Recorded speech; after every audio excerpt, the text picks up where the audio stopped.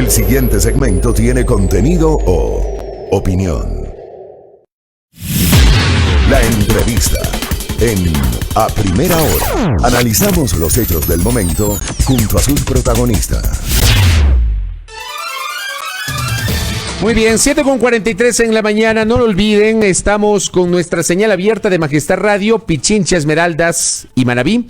Estamos en Santo Domingo de los Áchilas por Majestad Televisión y también por el canal 3 para los suscriptores de TVNet. Estamos en la internet por www.radiomajestad.com para el resto del Ecuador y alrededor del mundo. Estamos en Facebook Live a través de la fanpage de Majestad Radio. Estamos en el canal de YouTube de Majestad Radio. Un montón de posibilidades para que ustedes nos puedan seguir y puedan continuar en nuestra sintonía. Saludamos respetuosa y calurosamente al señor Canciller de la República, el embajador Mauricio Montalvo, con quien vamos a conversar por primera vez, ¿no? En su condición de ministro de Relaciones Exteriores y Movilidad Humana. ¿Cómo le va, señor Canciller? Qué gusto. Muchas gracias por su invitación, Fabricio. Un gusto estar aquí en su radio y saludar a su audiencia. Entiendo que usted también es de Ambato, así que le invito. ¿Usted también es ambateño?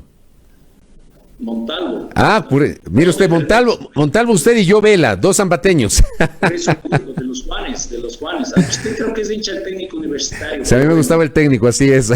Yo soy emelecista, pero me gustaba el técnico en Ambato. Gracias. Hay que reivindicar al Macará siempre, ya sabe. Usted parece macareño. Yo soy totalmente del Macará. Ah, ya. Sí. Correcto. Embajador, gracias por el tiempo y por la gentileza, por atendernos. A ver, ¿hacia dónde apunta la política exterior del gobierno del presidente Lasso? ¿Va a haber una reconfiguración de la visión de la política exterior respecto de la de Moreno o respecto de la de Correa? ¿O qué va a pasar a nivel justamente de esa política exterior, señor Canciller? Sí, la política exterior del presidente Guillermo Lasso no quiere compararse con otras. Lo que quiere es marcar una huella. Él ha sentado las bases como líder, que será una política exterior de más Ecuador en el mundo y más mundo en el Ecuador. Entendido esto como una apertura total del país a todos los espacios de conversación, de diálogo, de negociación, y hacerlo con una postura totalmente abierta, de dignidad, proactiva, de cordialidad, propositiva. Y será también una política exterior del encuentro. Nosotros tratamos de traspolar esta propuesta del presidente Lasso del Ecuador del encuentro a una diplomacia del encuentro. Y en ese sentido es que nosotros estamos interactuando desde antes inclusive de tomar posesión en cuestiones muy concretas. Y el tercer eje, como he venido repitiendo, también es esta idea de dotar a la política exterior ecuatoriana y a la gestión diplomática de un rostro humano, es decir, una política exterior totalmente en defensa de los intereses del país, de trabajar por lo que más conviene a nuestro país, a su gente, y de servicio en todas las instancias correspondientes, tanto en el país, aquí en el ministerio y en sus diferentes oficinas zonales, como en las oficinas consulares y diplomáticas alrededor del mundo. Cuando hablamos, por ejemplo, de una apertura total del país, quiero entender y le voy a poner un ejemplo totalmente simple, voy a partir del simplismo. Vamos a tener el mismo nivel de relación o el mismo nivel de apertura con Estados Unidos cuanto con, por ejemplo, con Rusia. Por supuesto, de eso se trata. Usted sabe, en todos los mecanismos de diálogo, de negociación, uno se presenta como cada país o cada interacción tiene sus particularidades, sus especificidades, sus detalles, y de eso se trata la gestión diplomática, Fabricio. Precisamente el saber responder conforme a las circunstancias y las particularidades de cada uno de los espacios. Y yo creo que en eso yo hago confianza aquí al equipo de la Cancillería. Yo estoy totalmente convencido que el equipo técnico, profesional que tiene el Servicio Exterior Ecuatoriano estará a la altura de responder a los desafíos, como usted menciona, estados de contrapartes tan disímiles como pueden ser Estados Unidos y Rusia, y como lo pueden ser también Europa o China o nuestros vecinos regionales. Y ahí le voy a añadir otra, Bielorrusia, Irán, por ejemplo. Igualmente, en el mismo concepto, Turquía, le agrego ese también, señor Canciller. Por supuesto. Nosotros, los niveles de contacto son diferentes, como usted puede comprender. Nosotros tenemos una interacción mucho más diaria y constante con los países vecinos, por ejemplo Colombia y Perú. Obviamente tiene un nivel de prioridad y privilegio en el tratamiento diplomático que países que están un poco más distantes, como pueden ser Irak y Bielorrusia, que usted menciona, con los cuales nosotros mantenemos las relaciones más cordiales posibles. Ya que usted menciona Turquía, por darle un ejemplo, he tenido yo el gusto de recibir una llamada del propio canciller turco.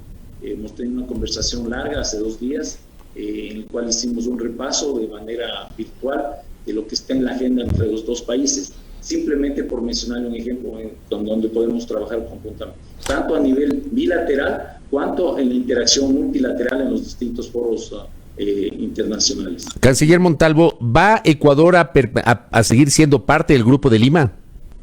Nosotros no somos parte del Grupo de Lima, Fabricio. Ecuador está participando como observador, es invitado a las reuniones y así ha participado en los últimos tiempos. ¿Y va a seguir participando como observador, señor Canciller, o Ecuador podría solicitar su ingreso al Grupo de Lima como miembro pleno?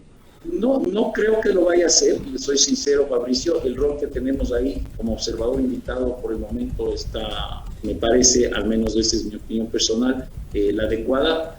Por el contrario, de lo que sí somos miembros, Fabricio, es del grupo de contacto, que es el otro mecanismo que ha estado aproximándose a la situación en Venezuela. De ella sí somos partes, pero sin embargo ambas iniciativas, como usted debe haber seguido como periodista sagaz y actualizante, es que tienen un cierto relantí en este momento, y más bien una iniciativa adicional promovida por Noruega es la que está funcionando ahora. Y como mencionado, y el propio presidente Lasso lo ha hecho, nosotros participaremos en todos los espacios de diálogo que se propongan, en que busquen una salida pacífica, negociada, dialogada a la situación en Venezuela. Nuestro rol será totalmente constructivo y, como me menciono, de favorecer una salida al impasse que existe en el hermano país. En el caso de Venezuela, por ejemplo, ¿se va a mantener la postura adoptada por el gobierno de Lenín Moreno de no reconocer a Nicolás Maduro, sino a Juan Guaidó como el presidente encargado de ese país? Por el momento esa es la posición, así ha sido sostenida. A usted le consta, el presidente Lasso invitó al presidente Guaidó acá a la transmisión de mando. Nosotros mantendremos esta posición, pero estamos expectantes al desarrollo y a la evolución que está teniendo la situación a nivel regional. Y como le digo, con estas iniciativas que muchas veces pueden ser muy silenciosas, pero pueden ser muy efectivas, que está desarrollando la comunidad internacional para acercar las partes en este proceso. ¿Cómo es la situación y no ha habido todavía cambio? ¿Cómo se configura la relación de Ecuador, por ejemplo, con el gobierno de Alberto Fernández en Argentina, con el gobierno de Luis Arce en el caso de Bolivia y con el posible gobierno de Pedro Castillo en el caso de Perú, para hablar de lo que está pasando justamente en el vecino país, en donde a esta hora, en teoría, Pedro Castillo se está convirtiendo en presidente de Perú, señor canciller? Es el mejor ejemplo, lo que responde a la posición del presidente Lasso: mantener relaciones cordiales, relaciones de diálogo, de amistad, inclusive con todos los países del mundo. Nosotros mantenemos una relación fluida a pesar de las eventuales situaciones incómodas, si usted quiere, que puedan haber con determinados países, pero eso no obsta para que tengamos diálogos totalmente abiertos, totalmente transparentes con ellos. Yo en el caso particular de Argentina que usted menciona, yo tuve un diálogo bastante amplio y claro con el canciller argentino durante la transmisión de mando. Fue muy grato, es más, conocerlo y conversar y tener las líneas de acción compartidas que tenemos. En el caso de Bolivia será lo propio, y con el gobierno del Perú, sea cual fuese, tengan la certeza que será de total diálogo y apertura. Nosotros privilegiamos la relación con el Perú. Es extremadamente importante para nosotros, es un país vecino y por tanto tendrá siempre un puesto de prioridad en la relación, no solo bilateral, sino en la política exterior en general del país. Hay una publicación, una denuncia en las últimas horas, no sé si usted la leyó y tiene conocimiento, en el sentido de que el gobierno de Lenín Moreno supuestamente habría prestado material antidisturbios al régimen de Yanine Áñez, el régimen interino de Yanine Áñez en Bolivia. ¿Tiene alguna referencia de eso, señor canciller? No, y estoy muy sincero, no. Yo leí una nota de prensa, el titular, lo tomé, pero como usted comprende, eso es primero de la anterior administración, no les sabría dar yo razón, y es un ámbito que escapa a la relación internacional, diplomática, ¿no? Si ha habido ese asunto, no pasa por la vía diplomática. Pero en todo caso no es un asunto que tenga yo mayor conocimiento, yo le soy muy franco. Canciller Mauricio Montalvo, ¿cómo está el proceso de designación de los embajadores? Digamos, conocemos de la ratificación de Ivonne Bacchi como embajadora de Ecuador en Washington, conocemos del anuncio de Pascual del Chopo como embajador de Ecuador en España. Yo no sé si ya se pidió el beneplácito y si ya se pronunció el Reino de España sobre el tema de Pascual del Chopo, y cómo está el resto de embajadores, cómo está este proceso, señor canciller. Efectivamente, usted ha mencionado, son 2 anuncios públicos que hizo el presidente dentro de sus facultades. Usted sabe que es una potestad a nivel constitucional que tiene el presidente de nombrar y designar embajadores, y él está haciendo uso y ejercicio de esa facultad que tiene a nivel constitucional. Dentro de ello, el presidente ha manifestado que él será muy respetuoso de las disposiciones de la Ley Orgánica del Servicio Exterior. Él se mantendrá dentro de los márgenes e inclusive ocupará un porcentaje muy inferior de lo que le otorga la ley para la designación de nombramientos políticos. Para la designación de jefes de misiones diplomáticas, el presidente se toma su tiempo, está evaluando varios nombres y obviamente también va a considerar los nombres del Servicio Exterior ecuatoriano. En ese sentido, se trabajará conjuntamente y él en su momento irá haciendo los anuncios. Como usted comprende, Fabricio, que usted mencionó hace un momento el tema de la solicitud de beneplácitos, eso es una cuestión que hay que manejarlo con cierta cautela. Con pinzas se maneja eso. No tanto con pinzas, pero sí con cautela, porque usted sabe, puede ser incómodo, como ya ha pasado. No quiero recordar casos de que se anuncian con bombos y platillos ciertos nombres y resulta que el país al cual se solicita el beneplácito nunca otorga el beneplácito. Entonces no es cómodo, puede ser antipático para ciertas personas exponerles a él.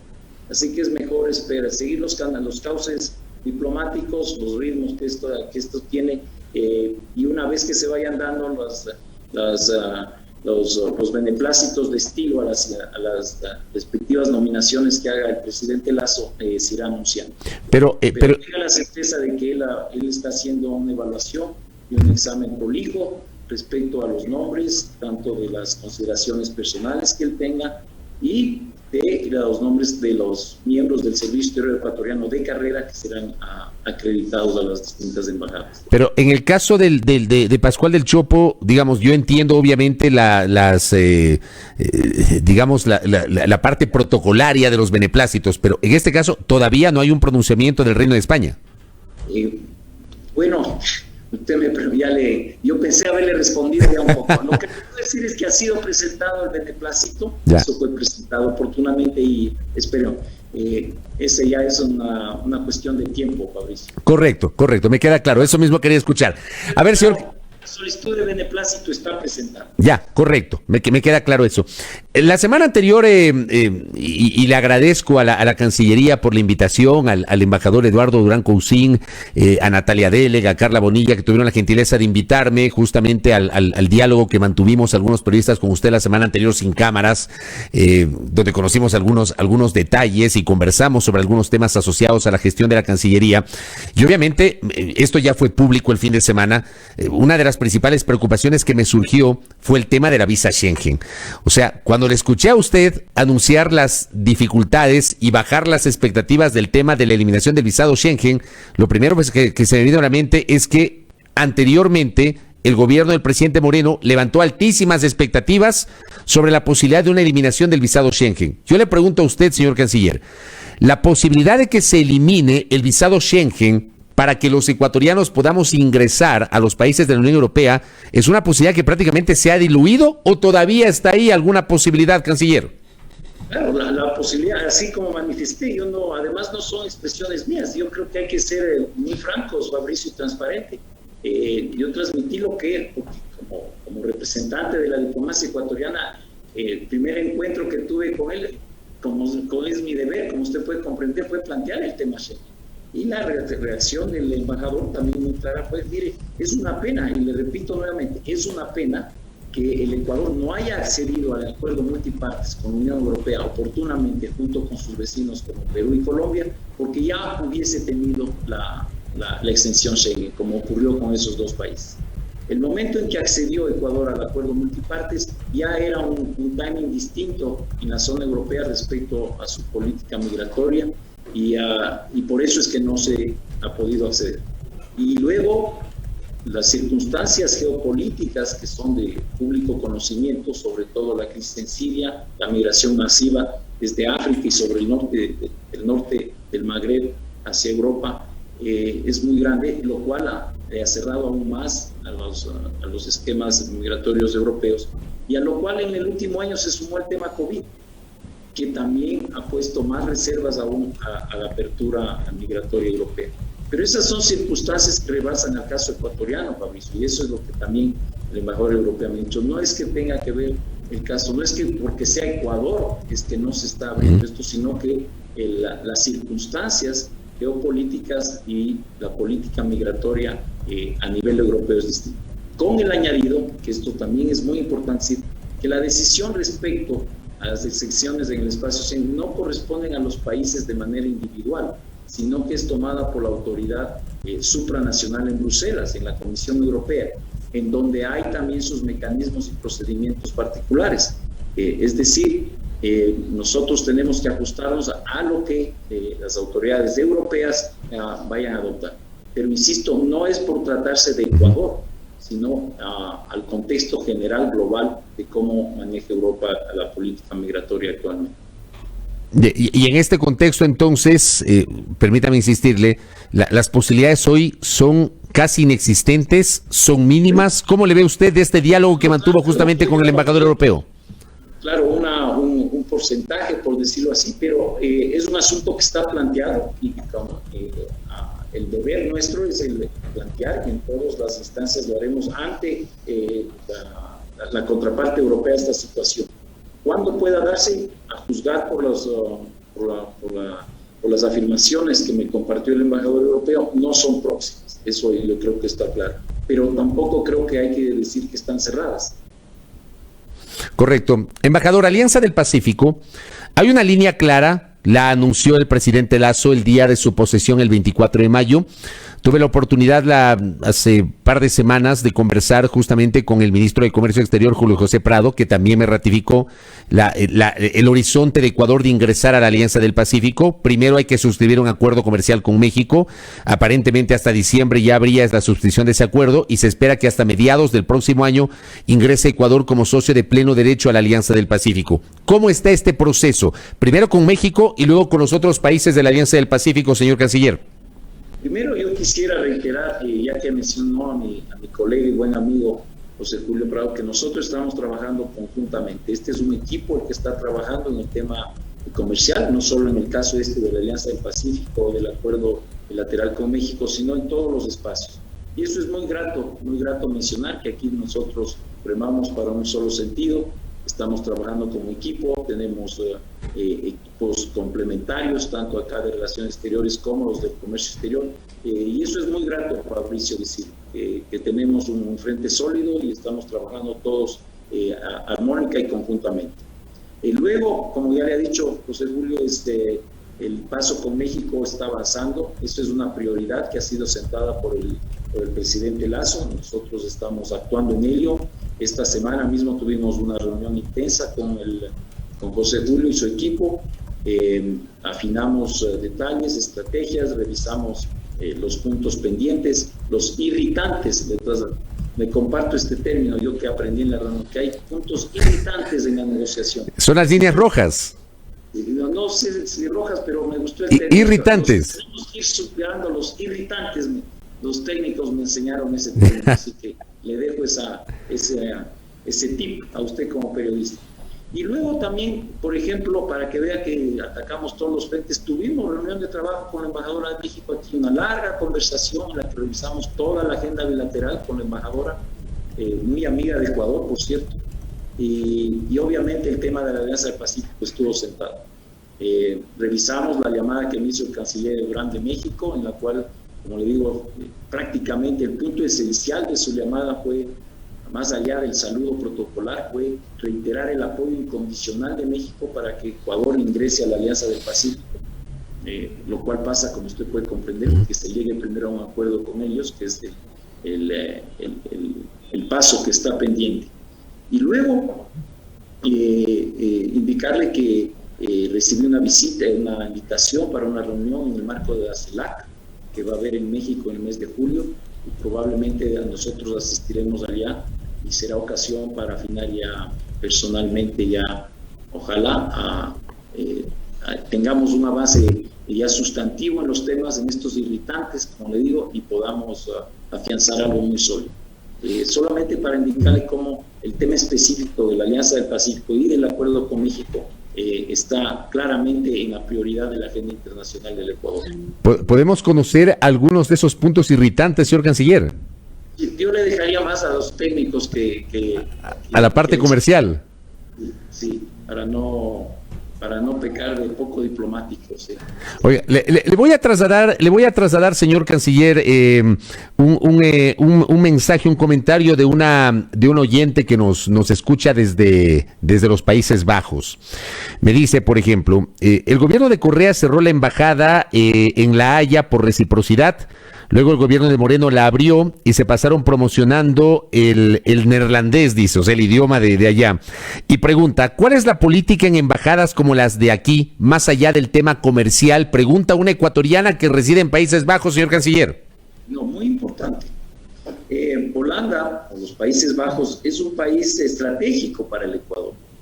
Es la puerta de entrada de muchos de los productos de exportación ecuatorianos, fundamentalmente flores. Si usted ve, Fabricio, cuáles son las aerolíneas que van de Europa al Ecuador, son solo dos, prácticamente, Iberia y KLM. KLM entra allá, es de la puerta de ingreso del gran flota de exportación ecuatoriana, es una puerta de ingreso muy importante. Adicionalmente, además de la relación bilateral que se puede dar en términos diplomáticos y políticos con los Países Bajos, La Haya es sede de varios instancias internacionales multilaterales. Están la Corte Internacional de Justicia, la Corte Penal Internacional, la Corte Permanente de Arbitraje, la Organización de la Proscripción de Armas Químicas, y por tanto es una sede importante diplomática. Y ahí tanto es así que está acreditado el ex vicecanciller ecuatoriano Andrés Terán, es nuestro embajador y tiene su equipo ahí en esa ciudad. Para reiterarle que esa es una embajada con su propia importancia y su propia dinámica. Y yo estoy contento que haya ecuatorianos que nos escuchen desde allá y que esperemos tenga una relación fluida con la sección consular y la oficina de nosotros en ese país. Correcto. Tengo 3 preguntas finales, abusando de su tiempo, señor canciller. Está muy interesante la entrevista y le voy a comprometer para que me vuelva a atender. A ver, lo primero. Pero la próxima en Ambato. De una. Oiga, hay una preocupación también de nuestros migrantes respecto de los costos de los servicios consulares. ¿Qué conocimiento tiene sobre eso, señor canciller? Sí, Fabri, este es un tema que que ha causado cierta preocupación en el espacio. Esta es una decisión que fue tomada en la administración anterior, pero de la información que yo he recibido es que ha sido luego de un proceso bastante técnico. Ha habido una evaluación muy larga, muy detenida sobre este aspecto, en la cual se han conseguido dictámenes y pronunciamientos a nivel, en este caso, de los costos de los aranceles consulares y también de los costos que tienen los servicios notariales en el Ecuador. Entonces, de lo que entiendo es que esto responde a un ajuste que además es de un porcentaje muy mínimo del total del arancel consular. Oiga, perdón que le interrumpa. Yo, por ejemplo, estoy recibiendo un mensaje de un internauta que dice: los servicios consulares se han triplicado en Estados Unidos, como también para renovar pasaportes hay que dirigirse a Manhattan, en Nueva York. Usted sabe que allá en el estado de Nueva York no es que residan en Manhattan, pero tienen que ir hasta Manhattan. Entonces, nos dice, por ejemplo, el internauta sobre estos valores por 3, dice, de los servicios consulares, señor canciller. Sí, como le digo, estaba explicándole que estos han sido ajustes dados en muy pocos rubros del arancel consular, no son todos, y estos responden a un ajuste que se ha hecho con respecto a los costos que tienen a nivel nacional. Luego, el tema de los pasaportes estamos en la fase de migración del sistema manual, por decirlo así, al sistema del pasaporte biométrico. Y evidentemente en la fase esta de transición ha habido ciertas dilaciones que se han dado precisamente por la fase de pasar de un mecanismo al otro. Y efectivamente, por la naturaleza que tiene el pasaporte biométrico, también los centros de emisión de los pasaportes han sido restringidos. Ya no son tantos como eran anteriormente a lo que es actualmente. Y efectivamente esto quizás ha causado ciertas molestias, pero que responden más a este proceso de la migración de un sistema al otro sistema del pasaporte biométrico, que es un pasaporte más seguro, más moderno, y que es precisamente atando esto a la cuestión del espacio Schengen, que era precisamente también otro de los requerimientos que había de que para poder acceder a una exención del visado Schengen con mayor facilidad será contando precisamente con un pasaporte biométrico. Correcto. La penúltima pregunta. ¿Qué pasa con la regularización de los venezolanos que están en el Ecuador, señor canciller? Este es un proceso también, el presidente Lasso lo anunció públicamente, el viceministerio de Movilidad Humana aquí en el país ha preparado ya un esquema, una hoja de ruta. Tuvimos la semana pasada una reunión con el presidente de la República en la cual fue planteado el esquema general. Hemos recibido ya la luz verde para proceder. Va a haber articulaciones con otras instancias, como usted comprende, que participan en este proceso, fundamentalmente el Ministerio de Gobierno, que son los que es el ente controlador de la situación migratoria dentro del país. Pero ese proceso está avanzando, va a tener distintas fases, porque también va a responder dependiendo de la condición que los venezolanos tengan acá. Pero es una decisión ya tomada políticamente, si usted quiere, por el presidente Lasso, que se está implementando, que esperemos empiece ya a operar en los meses próximos. Correcto. Y la última, nos tomamos la última y nos vamos, y es la más difícil. ¿Le ha llegado a usted algún pedido de la Corte Nacional de Justicia para apoyar desde Cancillería el proceso de extradición del expresidente Rafael Correa? No, yo no he tenido conocimiento, personalmente. Ya, correcto, porque entiendo que... A mí le soy sincero, el llegar a este cargo ha sido reconocer que ha habido una serie de demandas. Usted no tiene la idea de la cantidad de demandas que llegan de tantas cosas, pero esa en particular no la he visto y no la he recibido al menos, y tampoco he sido notificado por las instancias correspondientes acá de la Cancillería de que haya sido recibido. Correcto, me queda claro. Le comprometo, canciller, hablamos bastante y se me quedan un montón de temas, pero ya habrá tiempo para seguir conversando. Gracias por la gentileza y por atendernos, canciller. Siempre un gusto, y a toda su audiencia, tanto nacional e internacional, porque observo que tiene una gran cobertura alrededor del mundo. Así que muchos saludos a esa diáspora ecuatoriana en el exterior. Gracias, le agradezco al señor canciller Mauricio Montalvo. Que tenga usted un buen día. El ministro de Relaciones Exteriores y Movilidad Humana, Mauricio Montalvo, aquí en A Primera Hora, conversando sobre una multiplicidad de temas. Le planteamos justamente el tema de los servicios